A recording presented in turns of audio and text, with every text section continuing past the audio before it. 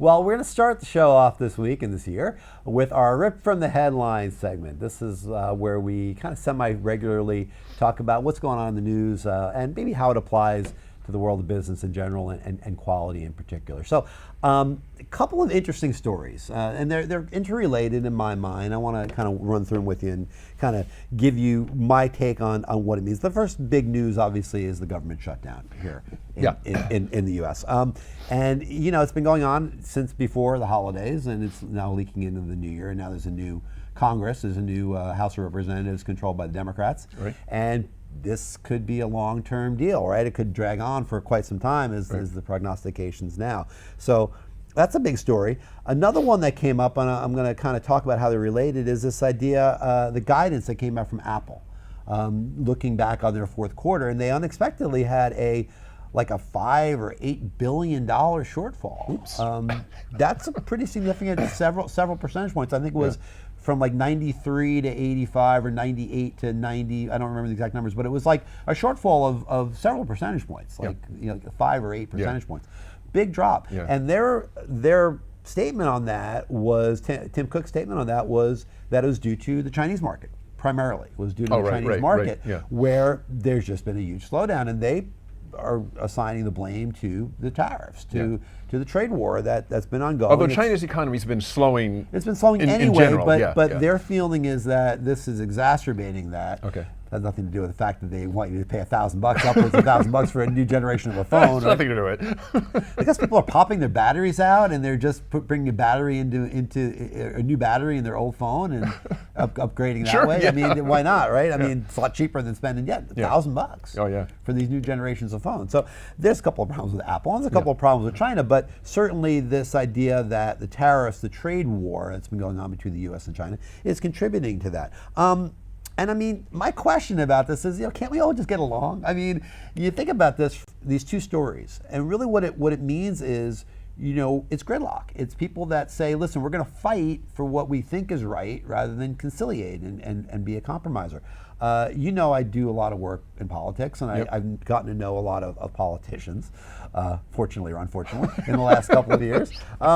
And I talked to them a lot about this idea when they're running for office in the last election cycle and before that about, well, what's your belief system? I mean, you go into office, are you a conciliator or are you a fighter? And everybody says the same thing, I'm both. Well, you can't really be both. I mean, we have a new Congress, as I say right now, where a lot of the Democrats that came in, the freshman Democrats, are basically have said right out, we're gonna gridlock this. We're not gonna agree with what needs to be done to keep government moving, but that's not the job. The job in government is to make deals and get things done. So, and I see it working in business as well, where you see that, where people have belief systems and they don't want to compromise.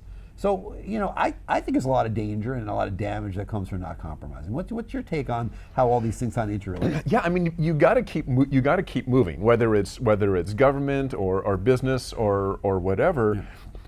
Compromise is part of it. I think there's less tendency to want to compromise in government just because there's not, well, except for recently, there's no dollar signs necessarily attached to it. With business, if you don't compromise, something seriously bad is going to happen to your company, more than likely. Yeah. So I think you have to. I mean, you have to work out, and unfortunately, if Apple is right, and a lot of what's going on is because of the trade wars and so forth, as opposed to just a natural slowing of China's economy and stuff going on internally with Apple or Apple products.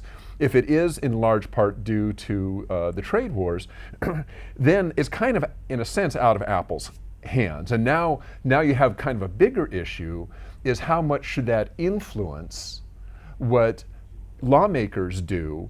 Should they be looking at what's good for the United States, or should they be looking at how bad are we impacting a large company like Apple or Caterpillar or GM, who also have interests in China as well? Well, these companies are American companies, but they're really international companies. I mean, a lot of the benefits accrue to the country in which the companies are headquartered, of course.